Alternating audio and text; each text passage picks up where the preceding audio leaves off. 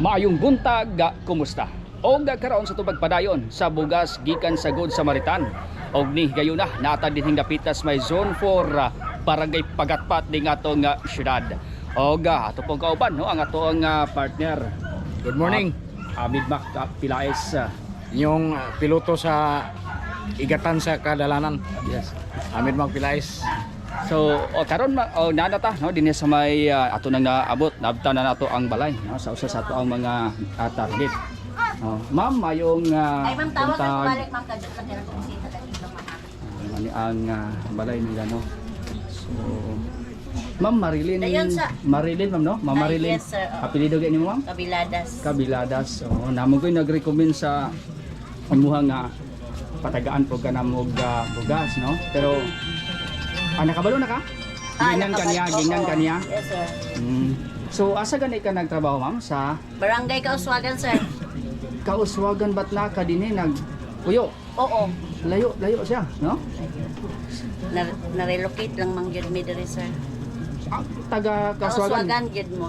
Ngano na-relocate mo dire? Wala, dili man to amo yuta og balay lang amo adad to din dili amo ang yuta. So dinhi din mo napadulong. Lagi ma'am Uldo no na kay trabaho but ang girason manggod pod sa mo kay na ako no kay membro des pamilya nga na ospital bago lang. Nagdoble, sir akong bana pero disgrasya sa motor din. Kini di po din siya magulang sa akong bana bago na siya operahan sa appendix bago kami nagawa sa ospital. Pila ka mo imong anak? Unong. Unong. Tanan sila nag-eskwela pa o Wala minyo na ang tulo. ninyo na. Sa diri ang napasin mo karon. Ang naa sa ako ay tulo. Pero tod ma'am no sa kumusta na pa si sir? Medyo okay naman siya. Okay na. Oo. Appendix ang yang sakpan. Oo, Gioperahan? appendix. Asa dapat gioperahan? Sa provincial hospital. Libre minon po, no? Libre pero Libre pero gasto sa mga resita. Expenses po.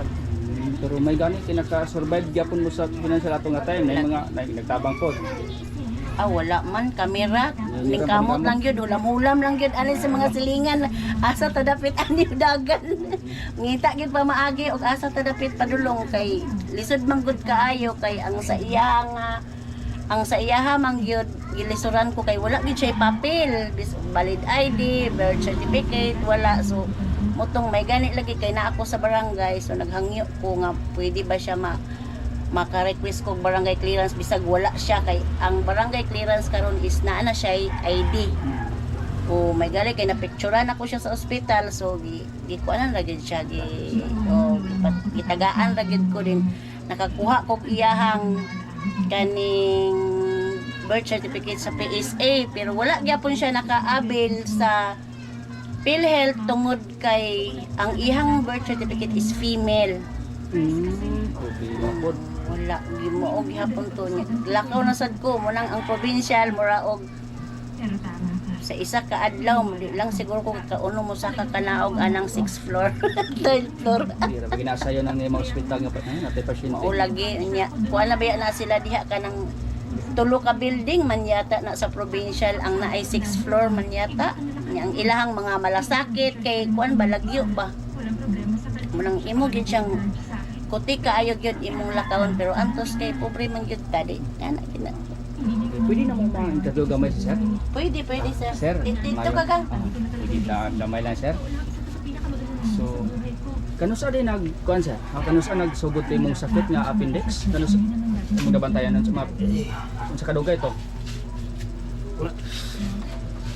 Simana no, wala ba simana no? Simana, so kasakit sa may lugar? Sawa pa ma-operay.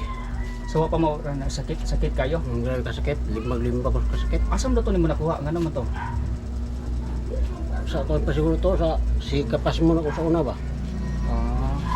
So dapat dahil ba hindi kayo magpasmas mawak? Sa karon sir, sa yung ipangbate sir, okay ba atong panglawas? Kung naman, okay naman yun siya. Magsige siya buturan.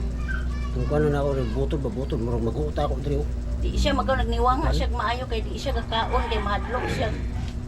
Kanang mo butod mo gud siya mo dako yang Pero sa mga pagkaon nato sir, unsa may gipang bawal sa atong mga kadoktoran sa ospital?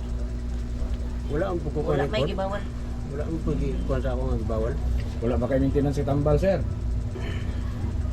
Na siya mga tambal, gipainom to sa iya within 1 week raman. Oh. Siguro to. Wala po na siya, balik na po na siya dito sa ospital kay para sa iyang check up sa OPD. Sige, ma'am, nami gamay nga ano, dala dire. Og kuan sir, pang bugas. Sige. Ito na.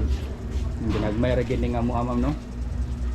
Ang nagpahatag din po ani si Ma'am Daisy Torres. Ay, okay, thank Nasa you. New Zealand. And then ang Zen Kahatol t-shirt. Ma'am DC Torres. Ay, pwede nimo maana ma'am ang CP. t-shirt. Zen Kahatol Sa iyang t-shirt. sponsor sa atong bugas. Ay, thank you. Sige, ma'am, salamat kayo ma'am, salamat. Okay, thank you. Okay, sige. So, ito no, ang si Ma'am Marilyn o ang iyang kauban dire sa balay. O hangtod na lamang sa sunod higayon, kauban nato si Amid Macpilaes o kini si Zen Kahatola. Daghang salamat. Sa kanunay, kita nagtuo ang pag-asinso ni Higala, pag-asinso usaba sa atong nasona. Buot sabton kung tabangan nimo ang imong kaugalingon nga moasinso sa malawang nga mitabang ka nga moasinso ang Pilipinas.